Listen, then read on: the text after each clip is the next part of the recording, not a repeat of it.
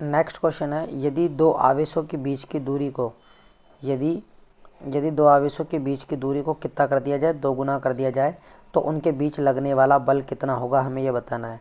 तो दो आवेशों के बीच में जो बल लगता है वो दूरी के वर्ग के व्युत्क्रमानुपाती होता है, यानी r के वर्ग के व्युत्क्रमानुपाती होता है।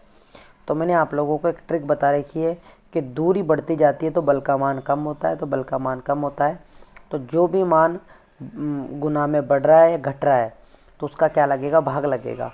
तो दूरी को 2 गुना किया है तो r कितना हो गया, 2, तो 2 का वर्ग करेंगे तो कितना आएगा, 4, तो 4 का भाग लगेगा, तो 4 का क्या लगेगा, भाग लगेगा। तो इसका मतलब उनके बीच लगने वाला जो बल होगा वो 1/4 गुना हो जाएगा। कितना हो जाएगा, 1/4 गुना हो जाएगा। ऐसे आप याद कर सकते हो। और यदि आवेश को 2 गुना बोले तो आपको भाग नहीं लगाना, गुणा करना है। ठीक है, नेक्स्ट क्वेश्चन। इसके बाद अपन नेक्स्ट क्वेश्चन की बात करते हैं। तो नेक्स्ट क्वेश्चन है, पी वेक्टर आघूर्ण वाला एक विद्युतीय द्विध्रुव क्षेत्र ई वेक्टर के साथ 90 डिग्री का कोण बनाता है, तो इस पर लगने वाला बलाघूर्ण कितना होगा। दोबारा पढ़ेंगे, पी वेक्टर आघूर्ण वाला एक विद्युत द्विध्रुव है जो विद्युत क्षेत्र के साथ 90 डिग्री का कोण बनाता है, तो इस पर लगने वाला बलाघूर्ण क्या होगा। तो आपको बलाघूर्ण का सूत्र आना चाहिए। तो बलाघूर्ण का सूत्र होता है टो बराबर पी ई साइन थीटा होता है। क्या होता है, टो बराबर पी ई साइन थीटा। तो थीटा जो होता है वो पी और ई के मध्य बनने वाला कोण होता है। तो पी और ई के मध्य बनने वाला कोण कितना है, 90 डिग्री। तो साइन 90 का मान कितना होता है, साइन 90 का मान होता है 1। तो 1 से गुणा करेंगे तो टो बराबर क्या आएगा, पी। तो इसका ऑप्शन ए सही आंसर होगा। कौन सा सही आंसर होगा, ऑप्शन नंबर ए। अगर 90 डिग्री बनाता है तो बलागुण पी ई के बराबर होता है। नेक्स्ट क्वेश्चन है, ई वेक्टर तीव्रता के विद्युत क्षेत्र में पी वेक्टर द्विध्रुव आघूर्ण वाले विद्युत द्विध्रुव पर लगने वाला बलागुण क्या होगा।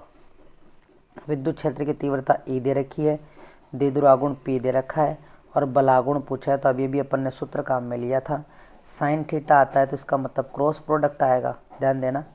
और अगर कोस थीटा लिखा आता तो डॉट प्रोडक्ट आता। तो यहाँ पे पी वेक्टर भी सदिश राशि है और ई वेक्टर भी सदिश राशि है।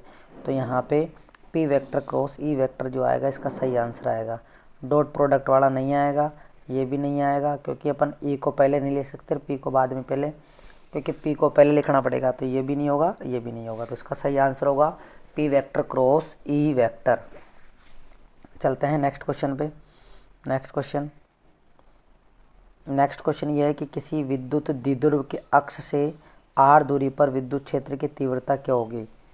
विद्युत द्विध्रुव के अक्ष से, तो देखो 2 सूत्र हैं। एक तो अक्ष वाला आपको याद होना चाहिए, ई अक्ष पर होता है 2kp/r³, और निरक्ष पर होता है, निरक्ष पर या आंगिक मान नहीं आएगा, केवल kp/r³ आएगा। ठीक है, तो हमसे पूछा है, अक्ष पर पूछा है, तो r विद्युत क्षेत्र की तीव्रता, r दूरी पर विद्युत क्षेत्र की तीव्रता क्या होगी। तो इसका मतलब r का क्यूब होगी।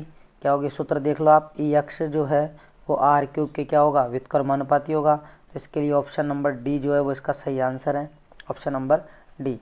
एक बार मैं इसे मिटा देता हूँ और वापस से आपको चित्र से अच्छे से बताता हूँ। देखिए, हमने सूत्र तो देख ही लिया। सूत्र से हमें पता लग गया कि जो विद्युत द्विध्रुव के कारण अक्ष पर विद्युत क्षेत्र की तीव्रता आएगी वो दूरी के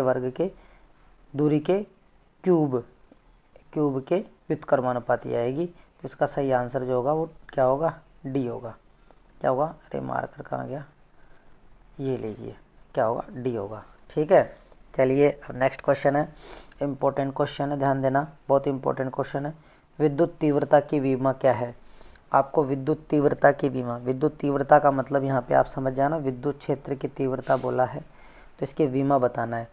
तो विमा बताना है तो डायरेक्ट आपको याद तो रहेगी नहीं, तो इसके लिए आपको क्या करना पड़ेगा। इसके लिए अपन क्या करते हैं, इसको थोड़ा जूम इन कर देते हैं और इधर समझते हैं। देखिए, ठीक है, विद्युत क्षेत्र की तीव्रता यानी ई बराबर जो सूत्र होता है, रोक देता हूँ, ई बराबर जो सूत्र होता है वो होता है F/Q।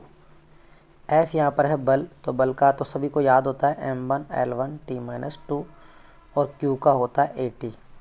ठीक है, तो टी को ऊपर लेके जाएंगे और ए को भी ऊपर लेके जाएंगे। तो m1 तो ऐसे कैसे, l1 ऐसे कैसे, t-1 m1 l1 t-2 होता है। तो t-2 और t को ऊपर लेके जाएंगे तो माइनस में हो जाएगा, तो t की पावर -3। ए को ऊपर लेके जाएंगे तो माइनस में हो जाएगा, तो माइनस का 1। तो m1 l1 t-3 देखते हैं कौन से ऑप्शन में है ये। m1 l1 n1 l1 t-3 और यहाँ पे देखिए i लिखा हुआ है, i नहीं आता यहाँ पर ऑप्शन में, आप ध्यान देना a आएगा। क्या आएगा, a आएगा। तो ये इसका विमेय सूत्र हो गया विद्युत क्षेत्र की तीव्रता का, m1 l1 t-3 a-1। ठीक है, इसे जूम आउट कर लेते हैं। तो उम्मीद है आपको ये मात्रक समझ में आ गया होगा और ये विमा समझ में आ गई होगी। यानी विद्युत क्षेत्र की तीव्रता की विमा जो होती है, इसका जो सही आंसर होगा वो होगा B option m1 l1 t-3।